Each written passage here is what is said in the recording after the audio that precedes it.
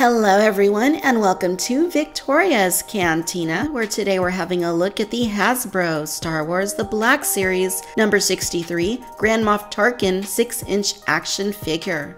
An ambitious, ruthless proponent of military power, Moff Tarkin became a favorite of Emperor Palpatine and rose rapidly through the Imperial ranks. And a pretty nice artwork that they did there of Tarkin. Alright guys, I'm gonna go and spend a little bit of time get this guy unboxed. So we come back, we'll take a closer look.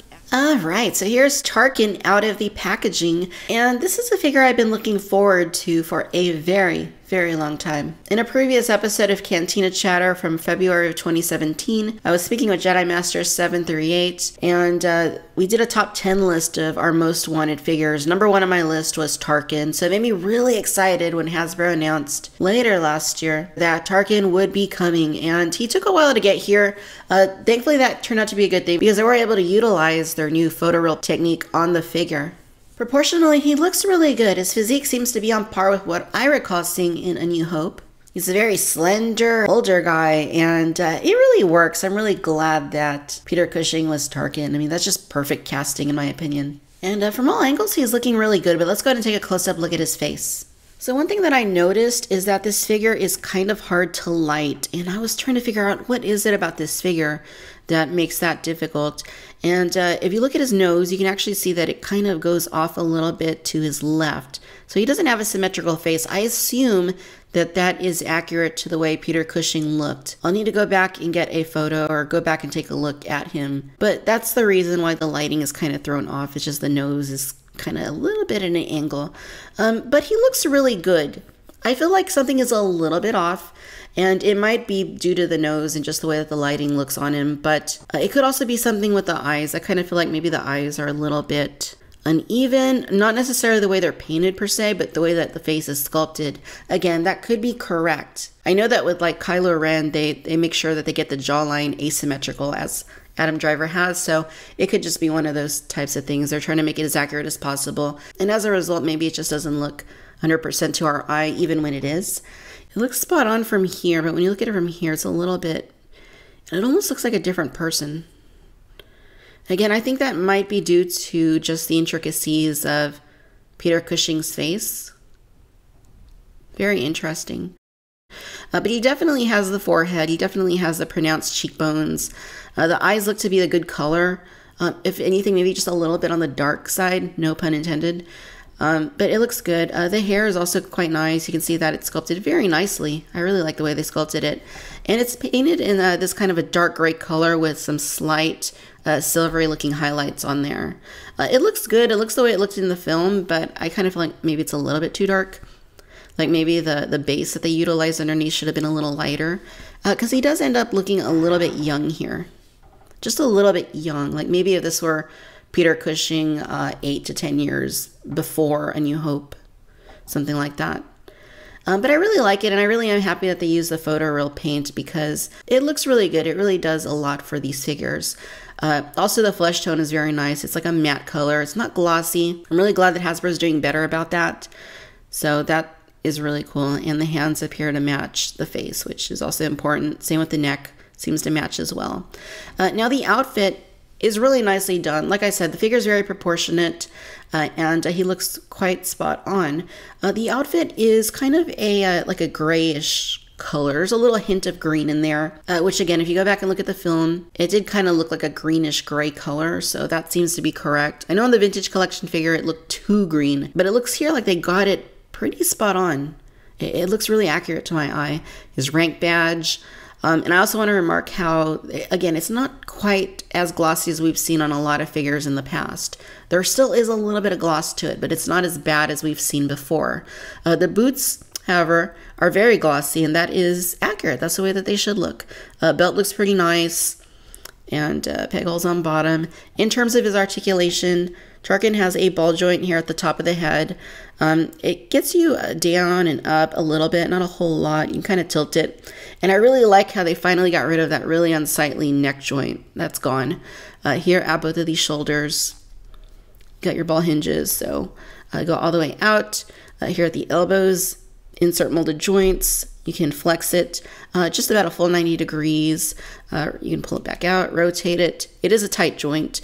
Here at the wrists, you get forward and back rotation. Opposite sides also forward and back in rotation. You get a very tight swivel here at the wrist. Here at the hips, you do get insert molded hips, but they don't go out all that far. It's about as far as you're going to get. You will see that there are slits there, and that is to help with the movement a little bit. You also get a rotation at both of the thighs. You get your double bends at the knees. And then you get your rocker hinging at both of the ankles. So overall, very nicely articulated figure, and certainly on par with what we've come to expect from the Black Series.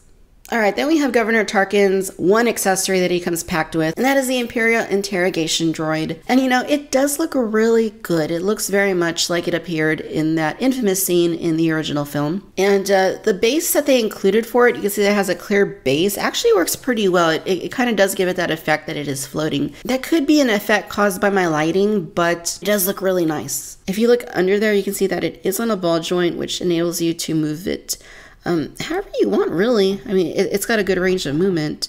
You know, up, down, you rotate it, tilt. So no matter how you do it, it stays put on its clear base. It doesn't topple over. It is a heavy accessory, and by comparison, the base is pretty light, but it stays put. Just to give you a closer look at it, really great sculpt. Lots of nice details on there. Definitely looks very much like something from a 1970s sci-fi film. I like all the little instrumentations that it has on it. Of course, there's a little injector needle that goes into Princess Leia's skin. Or maybe it's inside there. A little red dot underneath. I don't know, that's like an eye or a sensor. I guess all of those little red dots could be sensors or something. Maybe it doesn't have a dedicated eye. But no articulation at any of these. They're all strictly built into the sculpt. Or maybe they're separate pieces just glued in. But nonetheless, it looks really good. Even though we never really saw Tarkin use the interrogation droid in any way, it is good to have it.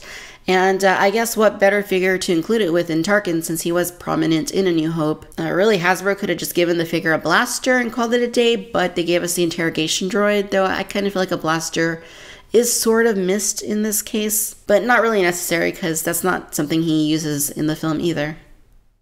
Alright, ladies and gentlemen, so there you have it. This is the Hasbro Star Wars The Black Series number 63, Grand Moff Tarkin 6-inch scale action figure. Overall, you guys, I really like this figure. I'm glad to finally have one of my favorite characters from the Star Wars saga in my collection. Yes, Tarkin is one of my favorite characters, and I was really happy that they brought him back in Rogue One. And of course, he's been in the Clone Wars, he's been in Star Wars Rebels. Always a joy to have more Tarkin, in my opinion. The end results of the figure are really good. This is a very promising one that shows us that Hasbro is working hard to improve these figures in many respects. There's the photoreal paint tech, which does a lot for the figure.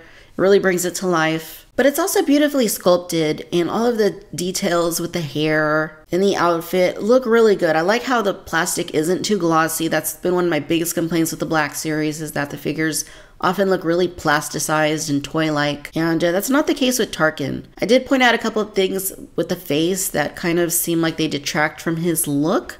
Again, that could be just a personal thing where my brain is having a hard time wrapping itself around the photoreal and the asymmetrical qualities of the face. But what is for sure is that the figure looks astoundingly good. Definitely one of the best looking Black Series figures. Articulation is really good. Again, I'm glad they got rid of that ugly neck joint. It's gone. And in place, you have a very nicely functioning head. He does lean a little bit too much forward or backwards, so that is a little gripe, but not really a huge one.